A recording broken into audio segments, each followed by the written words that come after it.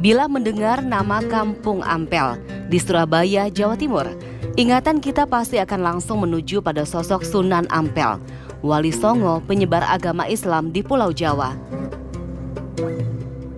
Ketika menyebarkan agama Islam di Pulau Jawa, Sunan Ampel membangun sebuah masjid di Kampung Ampel Denta yang sebelumnya merupakan pondok pesantren binaannya. Masjid Sunan Ampel merupakan salah satu masjid tertua di Indonesia. Masjid Sunan Ampel kini ditetapkan sebagai bangunan cagar budaya oleh pemerintah kota Surabaya.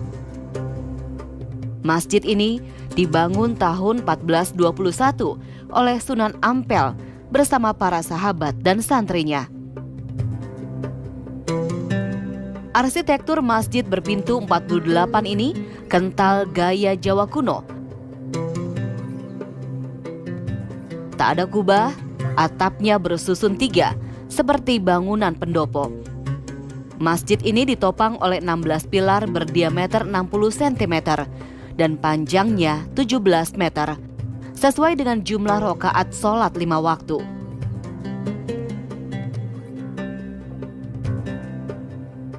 Masjid maupun kompleks pemakaman Sunan Ampel berada di daerah pemukiman padat penduduk, sehingga tak pernah sepi pengunjung, terutama setiap malam Jumat.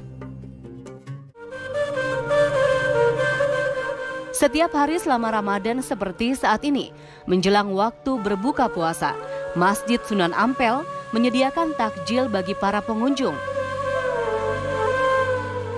Sekitar 30 menit menjelang waktu berbuka puasa, para petugas takmir Masjid Sunan Ampel membagikan makanan kepada pengunjung masjid. Makanan untuk berbuka puasa yang jumlahnya lebih dari 1.000 kemasan ini berasal dari sumbangan donatur dan para dermawan, juga infak sodakoh jamaah masjid. Biasa memberi sedekah seperti makanan apa itu selalu kadang bergantian. Mereka berebut seakan-akan memang ingin mengambil manfaat daripada Ramadan ini. Makam Sunan Ampel terletak di sebelah barat Masjid Sunan Ampel. Kompleks makam ini dikelilingi dengan tembok setinggi 2,5 meter.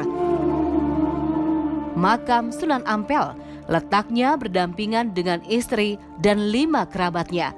Khusus makam Sunan Ampel dikelilingi pasir putih.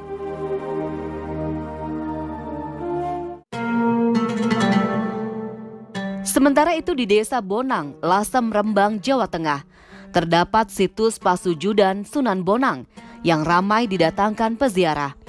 Tepatnya di atas sebuah bukit tepi pantai Binangun. Pasujudan ini berada di dalam sebuah cungkup. Situs yang diyakini sebagai tempat kontemplasi dan persujudan Sunan Bonang di tengah hutan di atas bukit. Kalau sholat, dia di atas batu yang lebar ini. Kecil, Pak? Ya, kecil. Dan menyendiri. Setelah sholat, beliau pindah di atas batu sebelah, zikir pada Allah SWT, berdiri kaki satu, sampai membekas tapak kaki.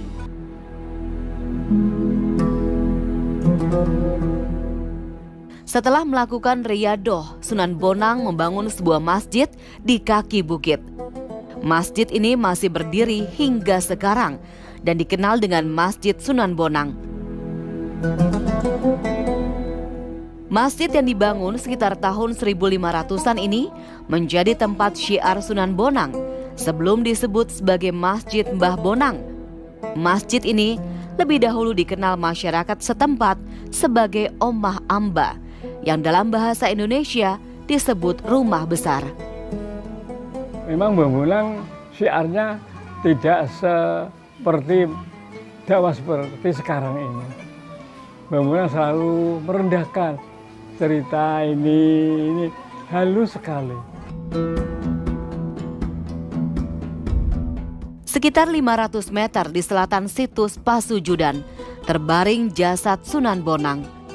Sunan Bonang tidak meninggalkan kerabat, namun meninggalkan masyarakat Bonang dan murid-muridnya. Dia berpetuah agar menjadikan makamnya sebagai tempat yang lapang, tanpa perlu diberikan nisan.